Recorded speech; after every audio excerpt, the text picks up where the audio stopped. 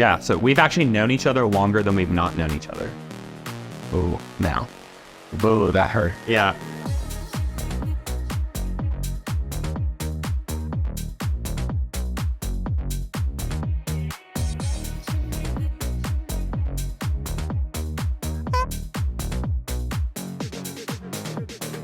I'm Urben. I grew up in Cary, North Carolina with Judson in the same town. I have a huge passion and hobby for fitness, and I've been in fitness for over 11 years now. And that's hard to believe.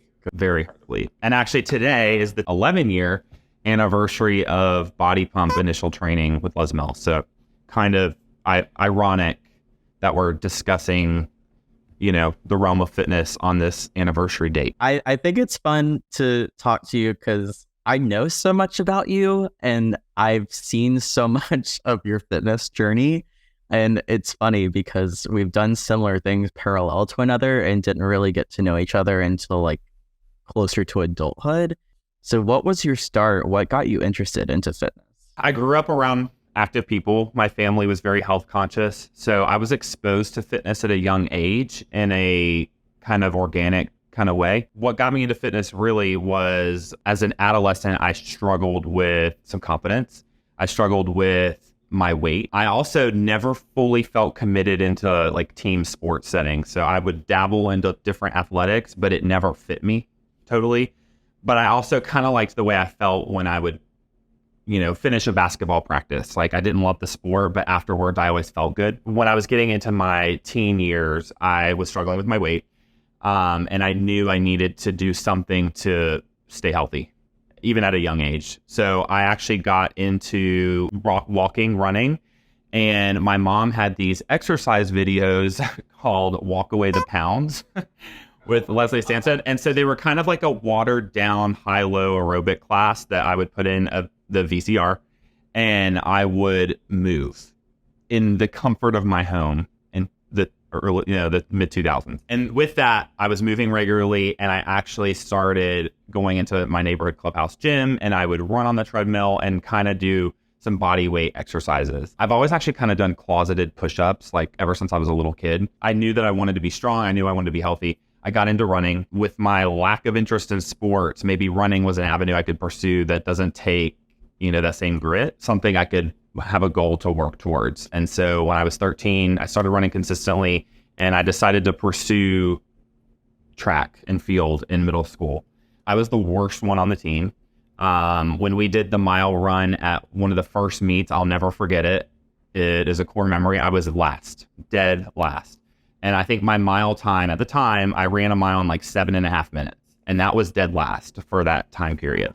So it was humbling. Yeah, it was very humbling. I was definitely the heaviest one. It motivated me to be better. Getting into high school, I stayed committed with running because I wanted to see the results from that. And I did improve.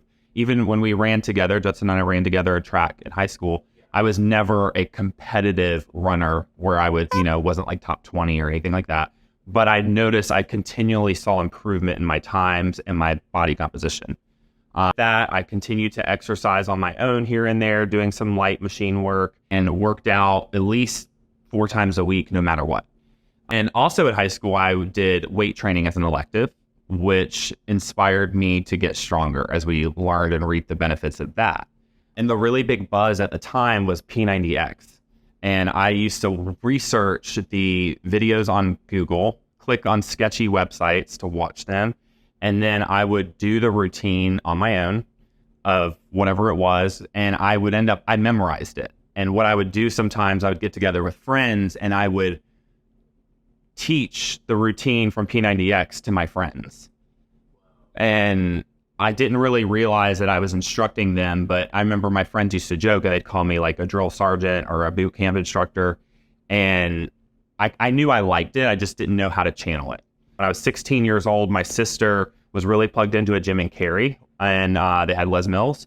She invited me to a body pump class, and I was immediately thrown off that I was the only male, but also the fact that it was so many reps and kind of a lot harder than I anticipated. So that was probably about 2012-ish? It was the end of 2010, yeah, early 2011. Do you remember who the first instructor you took class from was? Yes. I'm friends with her on Facebook. Her name was Kelly. Her name was Kelly. She was a blonde woman. I remember being inspired because she was in good shape. At the time, they had just launched, and so she talked about it, a new release. I didn't know what really that meant, but I remember a few of the songs in the class really sticking out to me. It was Body Pump 76. And I remember I recognized that there was a tricep song. It was My First Kiss. And I remember I liked that song when it played on the radio. So when I heard it in this class setting, I was like, okay, this is fun, you know? Totally. It's all coming back to me now, Celine Dion. Like, it's, you like just taught that track recently. Yeah, sorry to out you there, but I'm pretty sure we've relaunched that one, and now I know the significance behind it. That 76 was probably the core memory for you. Yeah. I that's so cool that you remember her, and shout out to Kelly wherever you are in the world right now. The phrase you used, closeted push-ups, I thought that was so funny because I also did closeted core work. Like before I would take a shower, I remember this like early middle school, even into high school or such, before I joined track. In high school, I would do like, I'd force myself to do like 100 crunches, 100, something else, like cross crawl bicycle variations or something like that, like before I jumped in the shower. And it was always this like time thing of like, you have to do it before you jump into the shower, you like get all sweaty and then do this. And it's like, looking back, I'm curious to know, like, what do you think had you like doing them kind of on the low? My uncle told me when I was 6 or 7 years old, I was always kind of a bigger framed kid, right? And they used to say like, Steven's going to be our family football star, you know, LOL. He used to say, Steven, just do 5 push-ups a day, you know, and you'll be stronger than all your friends or whatever. And so I remember I started doing that when I was like 6 or 7 years old. I would do 5 push-ups every day. And when I was in elementary school, we had these Olympic event things, and I was known at the time for winning tug of war. I knew that I was strong, and I thought from my 5 push-ups a day that's why I was winning tug of war. Even at the time, the education wasn't like it is now, where they, you know, was like, it starts small. It was kind of like, well, you need to work out every day, or you need to move for, you know, they told us in PE that we needed to move for an hour a day. And that scared me. I was like, I don't want to have to move for an hour a day, but I can do 20 push-ups. As a kid, it sounds like so much. They're like 60 minutes of exercise every day, and you are literally like a 5th or 6th grader. 60 minutes for you is like 2 episodes of The Amanda Show, or like, you know what I mean? Like, you're like, oh my gosh, like how am I going to work out that long? And your frame of reference is like, okay, what is exercise? Run, jog, push-ups, whatever I see like on TV, or like really intense stuff that's not like for kids. So exactly. It's kind of interesting too with that maybe like the push-ups or like the crunches for me, it almost felt like a baseline of like, okay, well, if I can do this amount, no matter where I am, or like if I feel unfit or whatever, that means that I'm still valid, or I'm still like fit, so to say. We would do in PE like a push-up test, how many push-ups you could do in a minute or something like that. And secretly, I was a little competitive. I kind of lacked some confidence due to like I had body dysmorphia and all these other things, but I wanted to get the most push-ups, you know, compared to my friends. And I think there were a few times that I might have. I remember like knowing that we were going to do that, and I would do as many push-ups as I could on my own, so that when I would come to gym class, you know, I was like, okay, like I got this.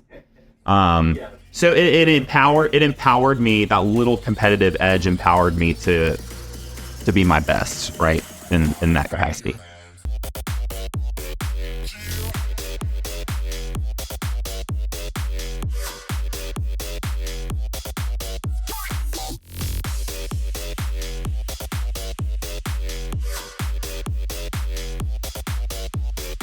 The highlighted theme along all of this is that golden thread of kind of the body awareness. And I imagine it wasn't internal, so to say, as a child, but external factors came in and perhaps started to make you realize like, oh, like I look different than other people, or like someone's telling me that I'm not meeting an ideal.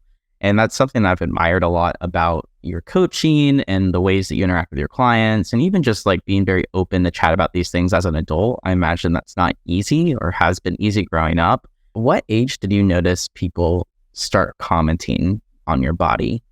As early as 5 years old. I think from a family perspective, it was like a proudness. Like I know my mom used to always say, Steven was my biggest baby. He was my strongest child. All these things that I didn't mind hearing, right? And then as I got a little bit older, I guess the way I stood or something like that, I was, people would say, look at how Steven's got a stomach like Winnie the Pooh, or just by the way I was holding my body posture. And, and I'm just a little kid. So I'm like, oh, does my stomach look like, Winnie the Pooh?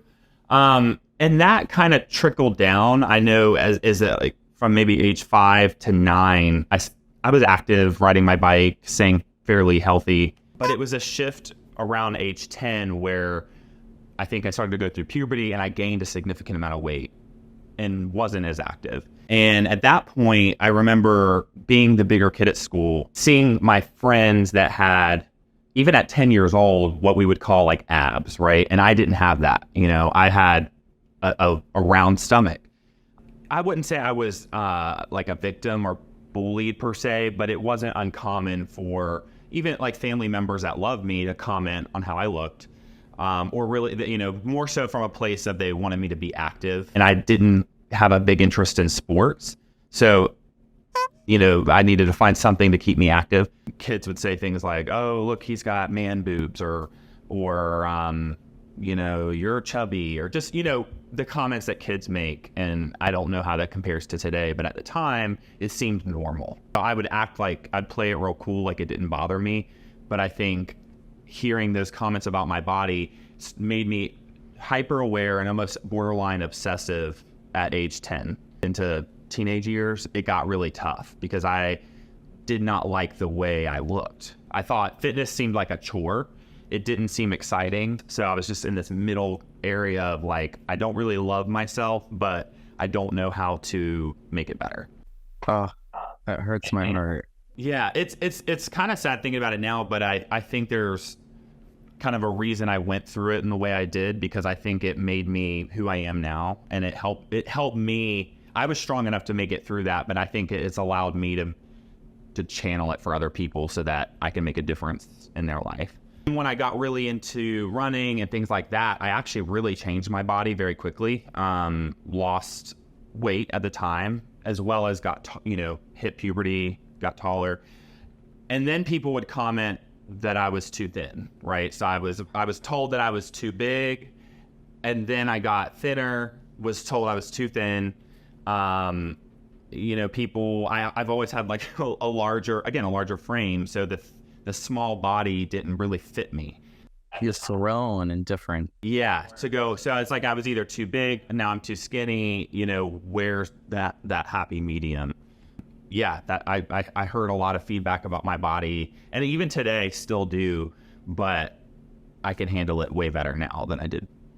Yeah, well, of course, as listening to that, looking at you now, I'm thinking like, what shifted? Because it did come to be that you work in the fitness industry now. You work with people who are being told these similar stories or have these similar histories. Perhaps you listening have this same kind of history. Knowing you and seeing different avenues you've taken of things that have helped your self-confidence come out and kind of take off the kind of the burden of like being self-conscious. Like I think about dance, for example. You've had this opportunity to teach dance and to like express yourself in a different way that's very much focused on people looking at your body.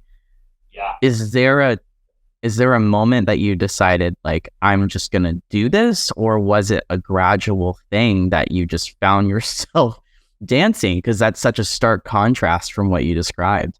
The aha moment was getting plugged into group fitness. I knew from a young age I enjoyed watching dances. My sister danced growing up. I had family that did cheerleading. I enjoyed watching it. And I secretly, like I say secretly, I wanted to do that. But I was like, there's no way I can do that. First of all, I'm a guy. I can't be a dancer. Like we had these societal expectations that we thought we had to adhere to, even though my family never made me feel that way. It was ingrained. I knew that when I did my mom's Walk Away the Pounds videos at home, that I had the ability to follow. Like, I would invite my friend or even my brother Grant to do the video with me, and I noticed I was moving exactly like they were in the video, and whoever was doing it with me might be going the other direction. Name their names. Name their names. Love you, Sarah. But no, I used to make a lot of friends. They didn't look like I would mimic what I saw, and I was able to do that. So I realized that I could follow movement. Getting into group fitness empowered me to, and being the only guy in the room and all that, it made me not care as much anymore. Instructors made me feel special for coming to class and being the only guy in the room or being the youngest one in the room. And it freed up some of my self-confidence issues so that I let other parts of myself actually come out. Like the fact that I like moving with music, or the fact that I might make a fool of myself in front of people and don't care. That shift happened in my later teen years, and it carried into high school, where prom, for instance, I would definitely break it down on the dance floor prom. But I even dabbled into other fitness elements outside of like body pump. I was taking body attack. I was doing Zumba, doing other dance formats that let me express myself through movement. Backstory, I used to be into acting a bit in middle school, and I was in school plays, and I think dance is similar to acting in that you can express yourself and become this kind of character for a few minutes that maybe isn't your true persona, but it's fun to play around. And I think dance helped me express that. And I started not caring what others thought. And I realized when that happened that most of the expectation or limitations was all from me. No, when I started, like for instance, dancing at prom or anything, people liked it. It wasn't a bad thing. And so actually a regret that I have is that I wish I would have started dancing sooner. Yeah. And for the record, Steven is an amazing dancer. We were at prom together at 15 or 16 years old, and he truly did light up the dance floor. And people would circle around you to watch you dance too. And you were a crowd favorite, and I did get the grind on you a lot, and that was fun. Yes, we had a great time, that's for sure. And prom was fun. I would just say to any male, female, anybody that feels like maybe they're not the best at it or they're afraid to start, to just go for it from a young age. And, the cliche saying, don't worry about what other people think, but seriously, be your ultimate self and don't worry about getting made fun of or something like that. Totally. Or do what you do and just marry a professional dancer. How does that work? No, exactly. Yeah, and that helped me. That's another reason I found a love in my life through fitness and through group fitness. And dancing was one of the things that she said drew me to her. And I definitely appreciated that with her as well. Wow, that's really cool. I didn't know that. That's sweet. I'm usually really scared of Anna, so I get excited to hear the sweet things she says too.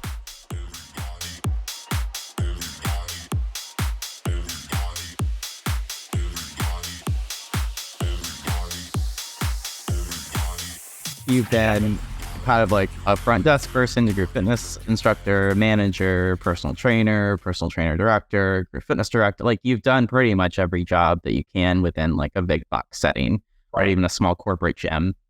And I think about, while you've done pretty much any modality, you do have your name synonymous with weights and barbells and kettlebells and stuff that has that intensity of a rig in the room or in a big garage.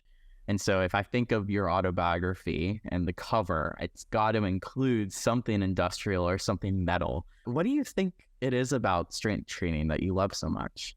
I knew that when I started strength training consistently, even back to weight training in high school, pre-body pump, I say pre-age 16, I noticed the physical, mental, physiological benefits of it. It was one of those things that you saw results from pretty quickly at that age. And I liked that my arms were getting bigger, or I liked that I could, have no issues picking up a heavy object or picking up a friend, or just feel the empowerment of strength. carrying over into body pump and the group fitness realm, and even after that, I think it's still the empowerment of lifting and the accomplishment. It's a little bit more measurable in terms of metrics. So knowing that maybe 2 years ago, I squatted X amount, and 2 years later I'm able to do more is motivating. What was that shift like moving into like the CrossFit space? Because I know when you became a CrossFit coach, you were so well seasoned in fitness industry for so long. What was it like to go through the fundamentals again as an adult?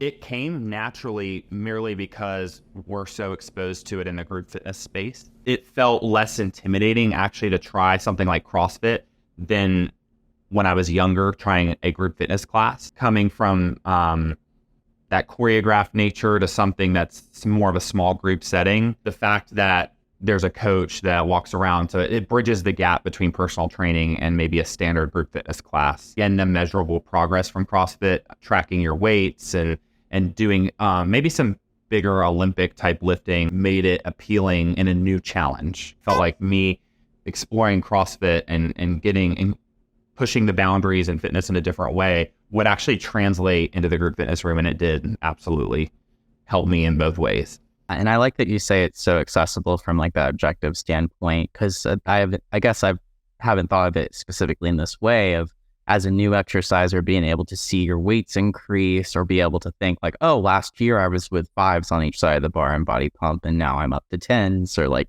as my starting point for each weight selection. Because it's so hard to define like what is the best starting place for someone. And I imagine you listening have thought about your own fitness journey, like where do I even start? And some people say cycle because it's stationary. Some people say weights because you can stand in one place but see the objective changes in your body and then the feeling and the weights. And then some people are like, go to Zumba or like just like jump in a dance class. And so it really goes back to what you said too, Stephen, about just not waiting to start and just jump into something because it will get easier with whatever you do. You know, you don't have to have that experience to try it. Yep. It's so interesting too, because I think within your career, you've been so professionally versatile and doing so many different things. So I'm curious, like, what do you think it is about you that doesn't let you sit in one role, one gym, one job forever? Because I love fitness as a category, and that's a broad category, it makes me want to be well versed and know what all there is to offer within fitness. I would hate to be boxed into just one ideology or one modality. I wanted to be able to understand the person in the weight room that just lifts weights 5 days a week. I wanted to understand what that felt like to train in the weight room. Or maybe I was getting a personal training client that had regularly attended like a boxing class. I wanted to know what that boxing class was like so that I could tailor their personal training around their boxing. As a fitness professional, when we know all the different avenues of the fitness in general, we can direct people where they're going to be most successful. So cool to hear, Stephen, because I think that's something I picked up from you, from learning from you for so long, is having that well-rounded sense of fitness and being able to relate to many different aspects.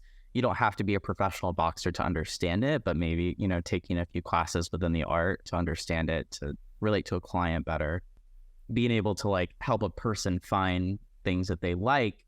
If you know of yoga or like Tai Chi or stuff, you know what a good instructor is going to look like. So you can easily send someone's way versus just saying, go to any yoga class, because you never really know what you're sending someone to. And same reason if somebody doesn't maybe like a certain modality, again, directing them into a way that they can. But I think for me too, when I branched out and kind of discovered some confidence to try new things when I was a teenager, it's funneled into my adult years as well. I'm still very open-minded. I want to try.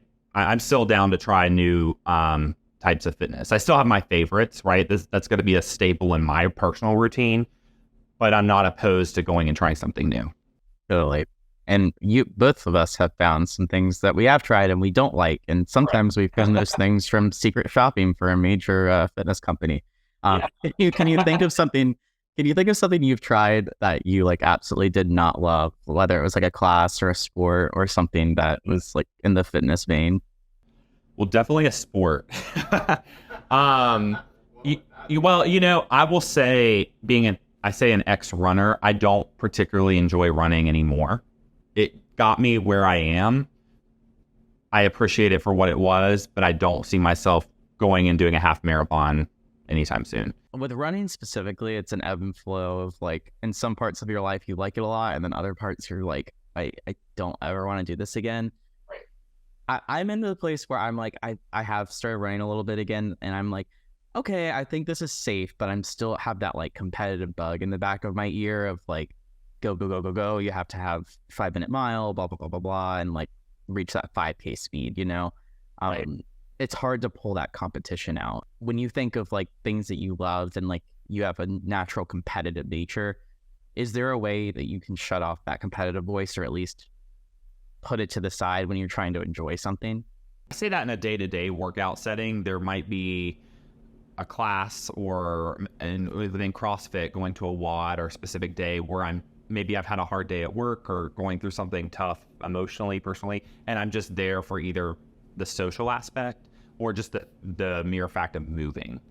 And I'm able to know that, hey, I'm not setting a metric on my performance today. I'm just moving today. I'm not just competitive with other people. I'm really competitive with myself. So I know that I'm capable of X, Y, and Z, and I want to be the best version of me that I can. And so that drives me to, do a little bit better week to week, month to month, really year to year. The competitiveness for me is what keeps me engaged. But I know that's not, might be different for you. It's definitely different for my, Anna, my wife. Everybody has a different approach, but for me, it really keeps me engaged in it. I am not a huge fan of cycling. No offense to anybody that does it. It's not my favorite modality. I appreciate it though, because it's such a great exercise. It's not my personal favorite. If I had to do it every single day, I probably wouldn't look forward to it. Yeah. But it's so great for what it is. And for certain populations and people, it is their favorite, or it might be the best avenue for their cardiovascular fitness. So I don't want to say that it's a bad thing. It's just not my favorite modality. Right. Which is so unique because your ass is so big that you sit on the seat with a natural pad. So no, it ends up eating the seat is what it does. Yeah. If you've ever been in the gym and you see the seat gone, you know where it went. Yeah. Used as part of Steven.